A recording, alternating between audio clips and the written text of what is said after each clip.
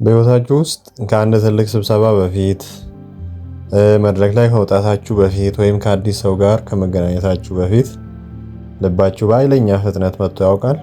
በእርግጠኝነት ያውቃል። በዚህ ሰዓት ውስጣችሁ ያለው ፍርሃት፣ ጭንቀትና መርበትበት ፊታችሁ ላይ ቁልጭ ብሎ እየታየ ያለ ይመስላችኋል። ሁሉም ሰው እያየኝ ነው፣ ሁሉም ሰው ፍርሃቴን እያነበበው ነው ብላችሁም አስባችሁ ይሆናል። ግን አንድ እውነታ ልንገራችሁ፣ ማንም ሰው እናንተ የምትሉትን ያህል አላስተዋላችሁም። ማንም የውስጣችሁን መረበሽ አላየውም። ዛሬ በራሳችን አእምሮ ውስጥ የምንፈጥረውና ህይወታችንን እያጠበበ ወይንም ደግሞ እያከበደብን ያለውን አንድ ድንቅ የሳይኮሎጂ ሚስጥር እናያለን። ዘ ትራንስፓረንሲ ኢሉዥን ወይም ደግሞ የግልጽነት ቅዠት ይባላል። ይህንን ሀሳብ ስንረዳ ከሰዎች ፍርሃትና ከማህበራዊ ጭንቀት ነፃ እንሆናለን። እስከ መጨረሻው አብራችሁ ቆዩ። ሳይኮሎጂስቶች ይህን ዘ ትራንስፓረንሲ ኢሉዥን የሚሉትን ሀሳብ እንዲህ ሲሉ ያብራሩታል። እኛ ሰዎች በውስጣችን የምናስበውን፣ የሚሰማንን ወይም ያለብንን ስሜት ሌላ ሰው ልክ እንደኛ በግልጽ የሚያይብን ወይም የሚያይልን ይመስለናል። ለምን ይመስላችኋል? ምክንያቱም እኛ የምንኖረው በራሳችን አእምሮ ውስጥ ስለሆነ ነው። የኛ ፍርሃት፣ የኛ ደስታ፣ የኛ ሀፍረት ለኛ 100% ቅርብና በጣም ጎልቶ የሚታይ ነው። ስለዚህ እኔ ይህን ያህል ካወቅኩት ሌላው ሰውማ ከዚህ የበለጠ አውቆብኛል ወይንም ደግሞ የኔን የውስጤን ፍርሃት የውስጤን ጭንቀት አይቷል ብለን በስህተት እንደመድማለን ማለት ነው። እና አንድ ጊዜ በታዋቂው የኮርኔል ዩኒቨርሲቲ ሳይንቲስቶች ይህንን ለማረጋገጥ አንድ አስገራሚ ጥናት አደረጉ። ሰዎችን በቡድን ሰበሰቡና የተወሰኑትን መድረክ ላይ አውጥተው ድንገተኛ ንግግር እንዲያደርጉ አዘዟቸው። ንግግር ያደረጉት ሰዎች የውስጥ የመርበትበትና መጨነቅ ለታዳሚው በግልጽ ታይቷል ብላችሁ ታስባላችሁ ተብለው ሲጠየቁ አብዛኞቹ በጣም አስታውቆብኛል አሉ። ነገር ግን ታዳሚዎች ደግሞ ሲጠየቁ ምን አሉ መሰሏችሁ? ምንም አይነት የፍርሃት ምልክት አላየንም፣ በጣም በተረጋጋ ሁኔታ ነው የተናገሩት ብለው መለሱ። አሁን እዚህ ላይ እንደምናየው በንግግር አቅራቢው አእምሮ ውስጥ የነበረው የእሳተ ገሞራ ያህል የጎላ ጭንቀት ለታዳሚው ግን ተራ የንፋስ ሽውታ ያህል እንኳን አልነበረም። ይሄ እንግዲህ የግልጽነት ቅዠት በመድረክ ላይ ብቻ የሚያበቃ አይደለም። በዕለት ተዕለት ማህበራዊ ግንኙነታችን ውስጥም ትልቅ መታወቅ ይፈጥራል። አንደኛውና ዋናው የግንኙነት መቃወስ ነው። ብዙ ጊዜ ከቤተሰባችን፣ ከጓደኞቻችን ወይም ከትዳር አጋራችን ጋር እንቀያየማለን። እኔ ተከፍቼ እያለ እንዴት ዝም ይለኛል?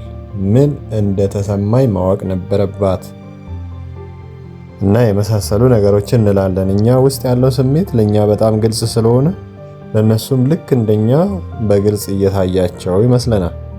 ነገር ግን እውነታው ስሜትን በግልጽ በቃላት ካልተናገርክ በስተቀር ማንም የአእምሮህን ሰሌዳ ሊያነብልህ አይችልም ነው። ሁለተኛው ደግሞ ከመጠን በላይ መጨነቅ ነው ወይም ኦቨርቲንኪንግ። መንገድ ላይ ስትራመድ ብትሰናከል ወይም ንግግር ስታረቅ ቃል ቢጠፋ ያቺን ስህተት ቀኑን ሙሉ ስታስባት ትውላለህ። ሁሉም ሰው እኔን ነው የታዘበኝ ትላለህ። ነገር ግን እውነታው ምንድነው ካልን ሁሉም ሰው በራሱ ህይወት ሩጫ ላይ ነው። በራሱ ህይወት ፊልም ውስጥ ዋና ተዋናይ ነው። እያንዳንዱ ሰው የራሱን ስህተት በመደበቅ የራሱን ኑሮ በመምራት ስራ ስለሚበዛበት ያንተን ጥቃቅን ስህተት የማየት ወይም የማስታወስ ፍላጎትም ሆነ ጊዜ የለውም የሚል ይሆናል እውነታው።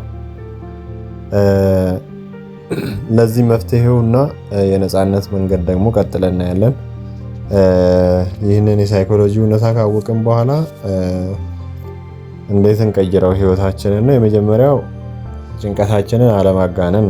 ወደ መድረክ ስትወጡ ወይም አዲስ ቦታ ስትሄዱ ልባችሁ ቢመታ፣ ብትፈሩ፣ ብትጨነቁ ይህ የውስጥ ስሜት ብቻ እንደሆነ ማወቅ። ውጫዊ ዓለም አንተ የምታስበውን ያህል የድንጋጤህን መጠን አያየውም። በጥልቅ ተንፍስና ዝም ብለህ ቀጥል ነው የመጀመሪያው መፍትሄ። ሁለተኛው በግልጽ መናገር ነው። ሰዎች እንዲረዱ፣ እንዲያዝኑልህ ወይም ስሜትህ እንዲያውቁልህ ስትፈልግ በግልጽ በቃላት ማስረዳት። ማወቅ ነበረበት የሚለው አስተሳሰብ የቅዠት አንዱ አካል ስለሆነ ማለት ነው። ሶስተኛው ደግሞ የሰዎችን እይታ ማግለል ነው። ሰዎች አንተን ለመታዘብና ለመገምገም ቁጭ ብለው እየጠበቁ አይደለም። ሁሉም ሰው በራሱ አለመተማመን ውስጥ ተጠምዷል፣ በራሱ ኢንሴኩሪቲ። ይህ ደግሞ ለአንተ ትልቅ ነፃነት ነው። ስህተት ለመስራት አለመፍራት፣ ከዛ ደግሞ በነፃነት መኖር፣ ያንን ማስተካከል ስህተቱን ማለት ነው።